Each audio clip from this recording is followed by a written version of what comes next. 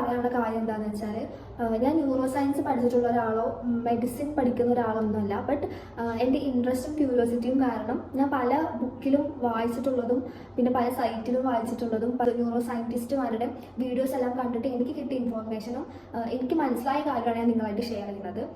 So ഞാൻ പറയുന്നതിൽ എന്തെങ്കിലും മിസ്റ്റേക്സ് ഒക്കെ ഉണ്ടെങ്കിൽ നിങ്ങൾക്ക് you can correct me in the comment section. And എനിക്ക് ഈ ഇൻഫോർമേഷൻ എല്ലാം കിട്ടിയതിൻ്റെ സോഴ്സ് വീഡിയോസും എല്ലാം ഞാൻ ഡിസ്ക്രിപ്ഷൻ ബോക്സിൽ കൊടുക്കാം. Camera set.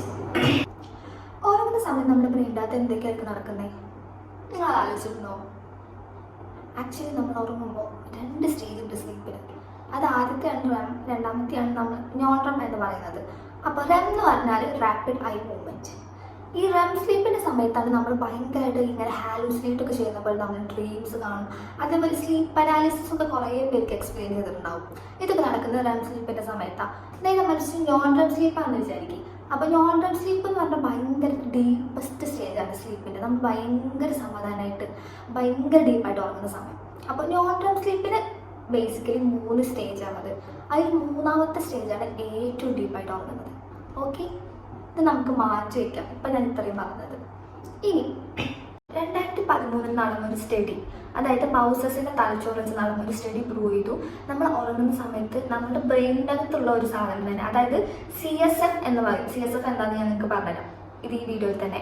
അപ്പോൾ CSF എന്ന് പറഞ്ഞൊരു സാധനം നമ്മുടെ ബ്രെയിനിൻ്റെ അകത്തുള്ള എല്ലാ വേസ്റ്റും റിമൂവ് ചെയ്യുന്നുണ്ട്.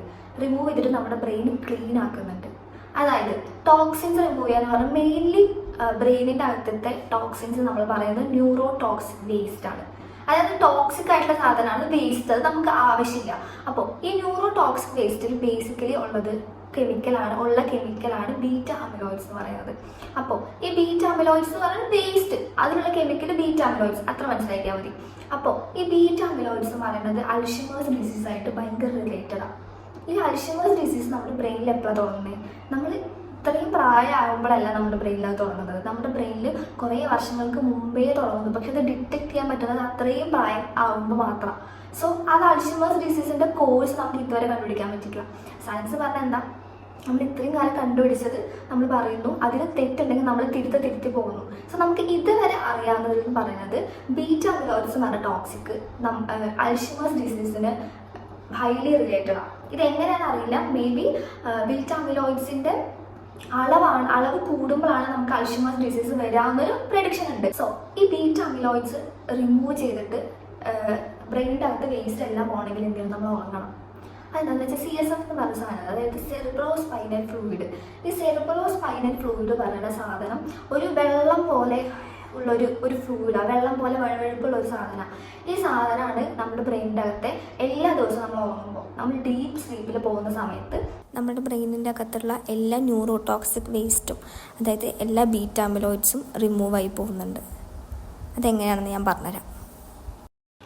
ബോസ്റ്റൺ യൂണിവേഴ്സിറ്റിയിൽ നടത്തിയ ഒരു എക്സ്പെരിമെൻ്റാണ് ഞാനിനി പറയാൻ പോകുന്നത്. അതായത് കുറച്ച് ആൾക്കാർ MRI സ്കാനിൻ്റെ അകത്ത് അവർ ഉറങ്ങി. ഉറങ്ങുകയാണ്, ഇവർ MRI സ്കാനിൻ്റെ അകത്താണ്. അപ്പോൾ നമ്മൾ അവരെ നിരീക്ഷിച്ചപ്പോൾ, അതായത് അവരുടെ ബ്ലഡ് ഓക്സിജൻ ലെവൽസ്, ഞാനിപ്പോൾ പറഞ്ഞ നേരത്തെ ഈ സെറിബ്രോ സ്പൈനൽ ഫ്ലൂയിഡ് CSF ഒക്കെ നമ്മൾ നോക്കി. അപ്പോൾ എന്താ മനസ്സിലായതെന്ന് വെച്ചാൽ, നമ്മൾ നേരത്തെ പറഞ്ഞു ഞാൻ എന്താ നോൺ REM സ്ലീപ്പിൻ്റെ 3ാമത്തെ സ്റ്റേജാണ് ഏറ്റവും ഡീപ്പസ്റ്റ് സ്റ്റേജ് എന്ന് പറയുന്നത്. ഇതിൽ നമ്മൾ സ്ലോ വേവ് സ്ലീപ്പ് എന്നാണ് പറയുക, സ്ലോ വേവ് സ്ലീപ്പ്. അപ്പോൾ ഇവർ MRI സ്കാനിൻ്റെ അകത്ത് നിന്ന് ഉറങ്ങുകയാണല്ലോ. അപ്പോൾ ഇവർ ഈ സ്ലോ വേവ് സ്ലീപ്പ്, അതായത് നോൺ REM സ്ലീപ്പിൻ്റെ 3ാമത്തെ സ്റ്റേജ് എത്തിയപ്പോൾ ഈ ഇലക്ട്രിക്കൽ സിഗ്നൽസ് ഇല്ലേ, അതായത് ഈ ന്യൂറോൺസ് നമ്മളുടെ ബ്രെയിനിൻ്റെ അകത്ത് എന്താണ് എപ്പോഴും സിഗ്നൽസ് ഫയർ ചെയ്തുകൊണ്ടേ ഇരിക്കുന്നുണ്ട്, ഇലക്ട്രിക്കൽ സിഗ്നൽസ്. അപ്പോൾ ഈ ന്യൂറോൺസ് ഇലക്ട്രിക്കൽ സിഗ്നൽസ് ഫയർ ചെയ്യുന്നത് ഒരുമിച്ചായി സിംഗിളാവുകയും ചെയ്തു, പിന്നെ ഭയങ്കര പതുക്കെയായി, ലോ ഫ്രീക്വൻസിയിലായി. ഓക്കെ, അപ്പോൾ ന്യൂറോൺസ് ഇലക്ട്രിക്കൽ സിഗ്നൽസ് ട്രാൻസ്മിറ്റ് ചെയ്യാണ്. ഇത് ഒരുമിച്ചായി, സിംഗിളായി, ലോ ഫ്രീക്വൻസിയിലായി, പതുക്കെയായി. ഇത് നമ്മൾ ഡെൽറ്റ വേവ്സ് എന്ന് പറയും. അപ്പോൾ ഈ സ്ലോ വേവ് സ്ലീപ്പിൻ്റെ സമയത്ത് ഡെൽറ്റ വേവ്സ് ഇങ്ങനെ പ്രൊഡ്യൂസ് ചെയ്തുകൊണ്ടിരിക്കുമ്പോൾ ഈ CSF ഒരുമിച്ച് നമ്മുടെ ബ്രെയിനിൽ വന്നിട്ട് ഈ ന്യൂറോ ടോക്സിക് വേസ്റ്റ്, അതായത് ബീറ്റ അമിലോയിഡ്സിനെ എല്ലാം റിമൂവ് ചെയ്ത് പോകും. എന്ത് രസമല്ലേ, ഞാൻ ആലോചിച്ച് നോക്കിയേ.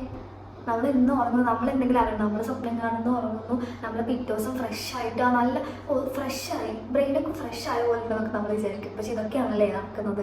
എന്തായാലേ സോ അപ്പോൾ CSF നമ്മൾ എത്രത്തോളം ഉറങ്ങുന്നു അത്രത്തോളം CSF നമ്മുടെ ബ്രെയിനിലുണ്ടാവും. പിന്നെ എത്രത്തോളം CSF നമ്മുടെ ബ്രെയിനിലുണ്ടോ അത്രത്തോളം ബീറ്റാ അമിലോയിഡ്സ് കുറവായിരിക്കും നമ്മുടെ ബ്രെയിനിൽ. കാരണം എന്താ, ഈ CSF എല്ലാം ബീറ്റാ അമിലോയിഡ്സിന് കളയാണ്. അപ്പോൾ നമ്മൾ എല്ലാവരും എത്രത്തോളം ഉറങ്ങുന്നു അത്രത്തോളം നമ്മുടെ ബ്രെയിന് നന്നായിട്ട് ഫങ്ഷൻ ചെയ്യും. ബ്രെയിനിൻ്റെ അകത്തുള്ള എല്ലാ വേണ്ടാത്ത സാധനങ്ങളും റിമൂവ് ആയി പോകും. അതേപോലെ തന്നെ എന്താ, ബീറ്റാ അമിലോയിഡ്സ് ഫുൾ പോകുമല്ലോ. ബീറ്റാ അമിലോയിഡ്സ് ഇല്ലെങ്കിൽ എന്താ, അൽഷിമേഴ്സ് വരാനുള്ള സാധ്യത കുറവാണ്. എല്ലാവരും അപ്പോൾ എന്ത് ചെയ്യണം, ഉറങ്ങണം, രാത്രി ഉറങ്ങണം, ഫോണിൽ കളിച്ചുകൊണ്ടിരിക്കാതെ. ഓക്കെ, ഇനി രണ്ടാമത്തെ കാര്യം കേട്ടോ പറയാം, അത് ഞാൻ സെക്കൻഡ് പാർട്ടിൽ പറയാം.